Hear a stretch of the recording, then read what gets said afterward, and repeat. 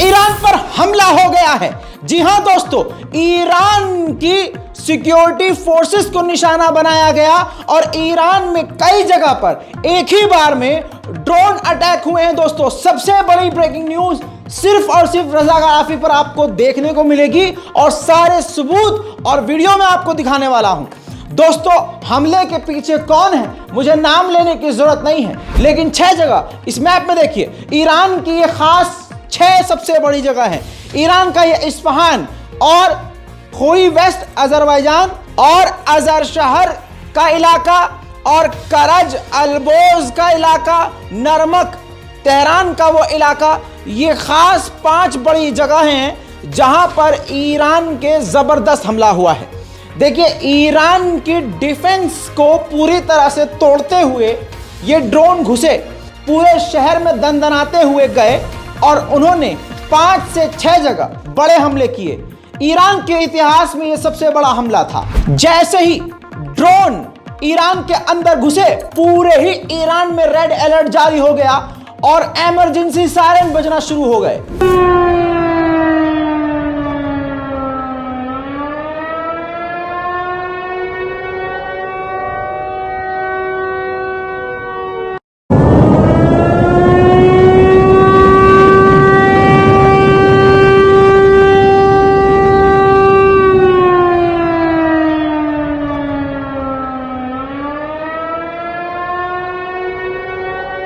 दोस्तों, अब बता दूं कि यह हमला कहां हुआ। ईरान की मिलिट्री फैसिलिटी पर और ईरान के जो हथियार खाने हैं वहां पर, ईरान की सरकारी बिल्डिंग्स पर और तो और ईरान के ऑयल फैक्ट्रीज पर। जी हां, ये खतरनाक हमले एक ही वक्त में कई जगह हुए हैं, जिनकी तस्वीर अब आप देखने वाले हैं। देखें।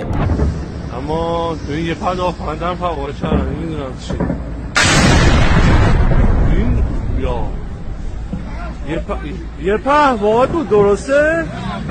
یه پهپاده به جاره مهیب رو شنیدیم، اونا نورش یه لحظه اومد، الان صداش میاد.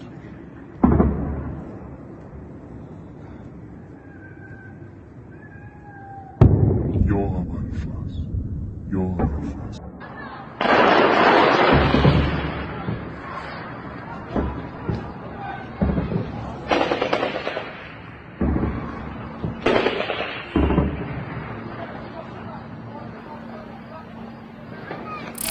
यहां पर आपको बता दूं कि ईरान ने, जी हां, जो आपका दिमाग सोच रहा है कि ईरान रोक क्यों नहीं पाया, यह हमला इतिहास का सबसे बड़ा हमला था।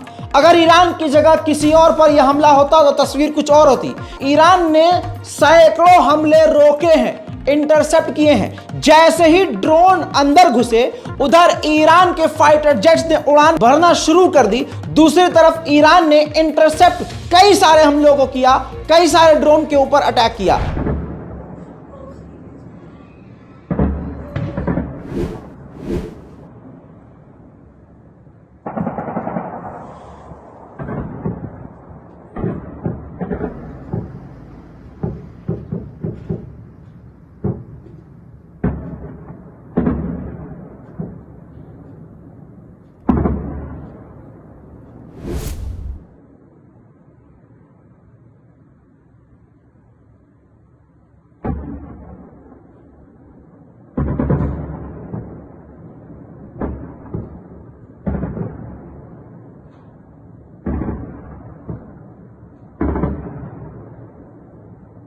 दोस्तों, ये तो आपने देख लिया किस तरह से ईरान ने इंटरसेप्ट किया।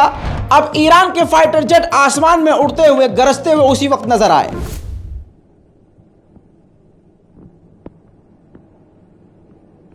खैर, आपने ये देख लिया, लेकिन अब मैं आपको ईरान में उस हमले के बाद तबाही के मंजर दिखाना चाहूंगा। ये देखिए दोस्तों, ऐसे जो आग निकल रही है उसको आप देख के समझ सकते हैं कि ये हमला कितना बड़ा था।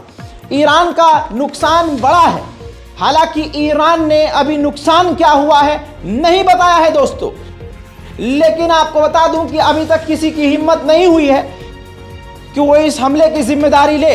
लेकिन अगर गल्फ मीडिया की बात करें तो खबर यही है कि इजराइल इस हमले के पीछे है और 8 दिन पहले मैं आपको पहले ही बता चुका था कि नेतन्याहू की सरकार जब से आई है इनके इरादे खतरनाक हैं और अमेरिका इजराइल मिलकर ईरान पर हमले की तैयारी कर रहे हैं। और हाल में ही अमेरिका और इजराइल जबरदस्त डील कर रहे थे जिसमें अमेरिका ने अपने B-52 परमाणु बॉम्बर भी उड़ाए थे। और आपको ताज़ा खबर बता दूं कि आज ही के दिन अमेरिका के विदेश मंत्री इजराइल पहुंचेंगे, तो कहानी बहुत ही बिगड़ रही है। और आपको बता दूं कि ये जो हमला हुआ है ये अजरबैजान के बॉर्डर से घुसे हैं ये ड्रोन, और अजरबैजान पहले से ही ईरान से चिढ़ा हुआ है क्योंकि एक दिन पहले अजरबैजान की एम्बेसी जो ईरान में है उसके अंदर किसी ईरानी ने घुसकर गोलीबारी की थी। तो कहा जा रहा है कि कई सारे देश मिलकर ईरान के खिलाफ काम कर रहे हैं। दूसरी मेन बात बता दूं, ईरान से इसलिए वेस्ट के देश चिढ़ गए हैं क्योंकि रूस की मदद कर रहा है ईरान। खबरें बहुत सारी हैं, अब मैं आपको समय नहीं बताऊंगा कि कब खबर आएगी, जो कुछ भी होगा रज़ाग्राफी सबसे पहले आपको बताएगा। दोस्तों, इसके अलावा ईरान की डिफेंस मिनिस्ट्री ने बड़ा दावा किया।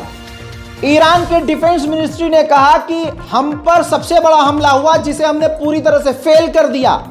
जो टारगेट थे वहां तक ड्रोन नहीं पहुंच पाए और हमने पूरी तरह से इसको फेल कर दिया।